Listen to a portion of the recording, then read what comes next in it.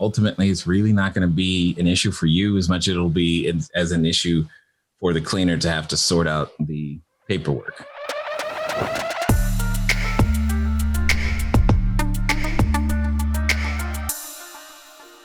So I was talking to Turnover B&B, a representative, and he was saying that sometimes Turnover B&B, they do their own 1099 for the cleaners, and based on a certain dollar amount. But how do I know if my cleaners, if I have to do one or if they do it for them? Here's what I will say. It is better that you do it than not, because if you risk not doing it isn't worth it. It is just, and if you do it, and it end up being double reported or something, I want you to protect your business from any potential fine from not doing it. I have two questions. The first one, does your mid-stay cleaning differ from your turnover cleaning? And if so, what's the difference? And is there a checklist or something like that if they differ? It did pre-COVID. We haven't been successful getting any since COVID. Okay.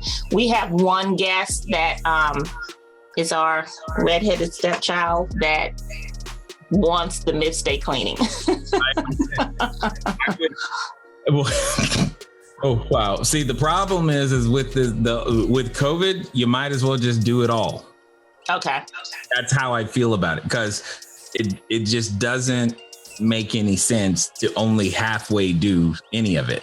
So it's like, you might as well do it all. So. Okay.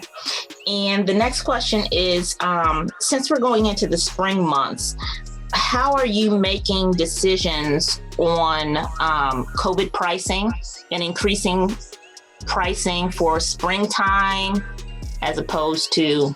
I'm not changing. Well, again, every year, our pricing this year. Okay, so let me say this again. It's going to be very clear. You should price as if you are expecting low season all year. Don't lose money. Right now, it's all about NPP.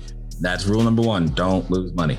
Stay reserved. Do what you must just to make sure that you break even, make a little bit. Don't get greedy, because now is not the time. Trust me, it'll be clear when the marketplace is ready to give you more money. You will not. You will know. Okay. You will know. Are you suggesting that if we're not being booked, we just start lowering prices as one strategy?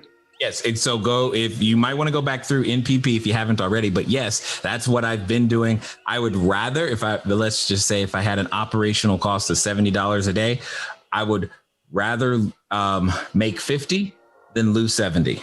That's what I'm saying, because that is way more important. And oftentimes at least that's what has happened so far, is that when you do reduce those 1 or 2 days down like that, it often ends up attracting a much longer reservation that makes up for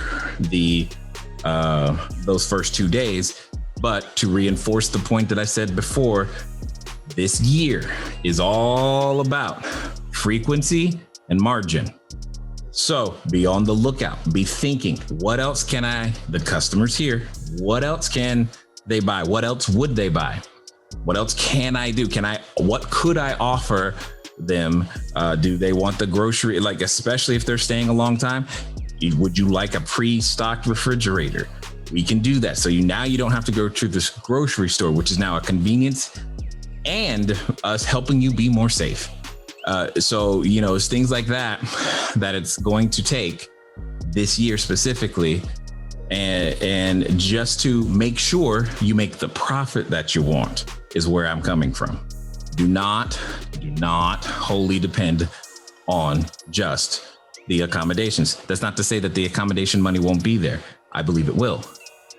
But if you guys are all thinking frequency and margin, what can I do to get them to come back again? And how can I get them to buy more while they're here? Yeah. All be fine. Are you looking at products or just services? I can tell you that right now, some of the deals that I am working on for all of us include coffee, for one, being able to work with coffee brands so that we distribute their coffee more or less as a sample, but when they do reorders, then yay, because that works. But I'm thinking of things like that, things that we're already doing, because many of us are already buying some coffee from somewhere. Right. And so we might as well, what if we can get paid for? That's how I'm thinking about it. So I'm going down the list of things like that we can do to increase our bottom line, and in some cases help out another business, or well, in most cases help out another business. Also, childcare is another one. But these are deals that are in the works. I am doing my best to make them palatable for all parties involved, and it cost us is hopefully nothing, but we'll see. I'm just trying to make sure all it does is becomes additive to margin, because our customers are getting these services from somewhere. They're just not getting them from us. For whatever reason, I don't know if it's the Airbnb algorithm or something, but when I do have to drop my prices below my daily rate, yeah, I do get more bookings. Yeah. And then that kind of can creep up a little bit. It is. But I also check the statistics. I also get seen by more people. Yeah, that's because Airbnb specifically to their search engine is priced low to high. That's how they do it. Whereas say like a booking.com it's not based upon low to high, it's based upon percentage discount.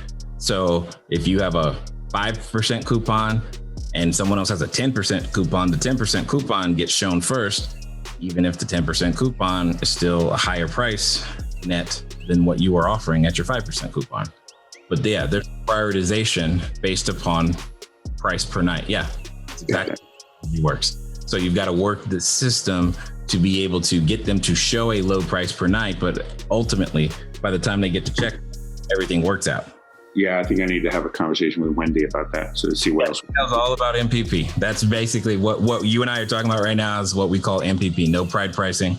So, and there's it's like 4-hour module just on that one thing. So I just wanted to confirm the $1 million liability. And so there's two $1 million policies with Airbnb and VRBO that the coach said they just started offering. And so I was reading the information on the website. So that's, if you have an issue that the guest is not willing to pay for, you first go to Airbnb or VRBO with your receipts and request that, and then your personal insurance. Do you know? Yeah, well, okay. So here's where I am in general. I'll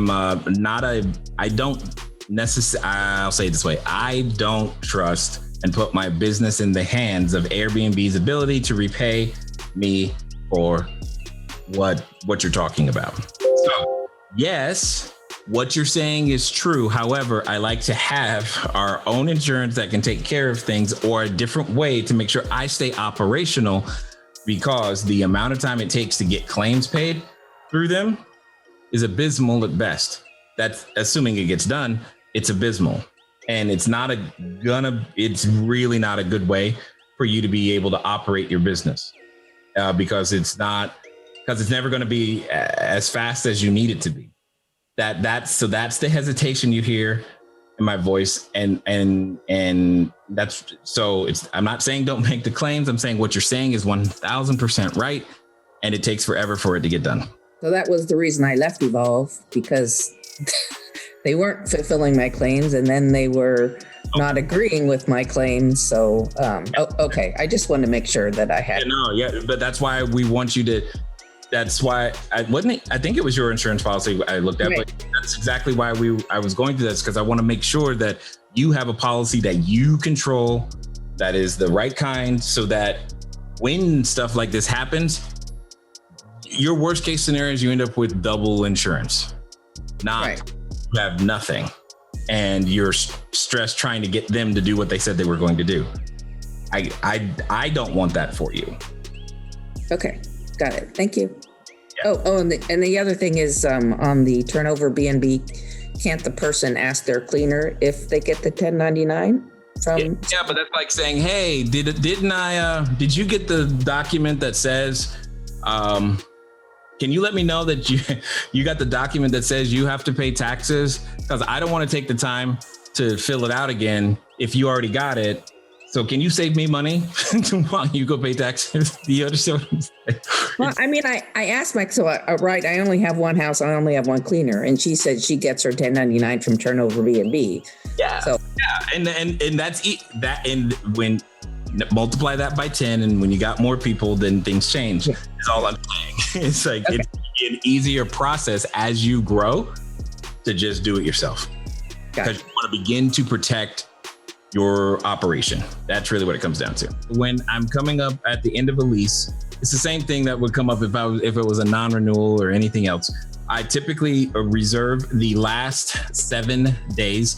So if it was the end of February, it would be February 21st. February 21st at 11 a.m. would be the last checkout. That is the first thing I would do to make sure that nothing gets blocked during that time. Now, in my case, what I often do is that I would also contact LaTanya. Hey, LaTanya, here's what we're doing. Here's where we're moving from, and here's where we're moving to. If I already have that information. If I don't have that information, here's where we're moving from, and here's the storage information. Also, in my case, I would inform Poppy, because we have to shut off all the utility stuff, and she handles that. And then I would the customer experience team know, so that they can redirect any direct bookings if need be, but also coordinate with LaTanya and Poppy as well to be able to get everything shut down and restarted at the new place, or just shut down and moved into storage. Because it's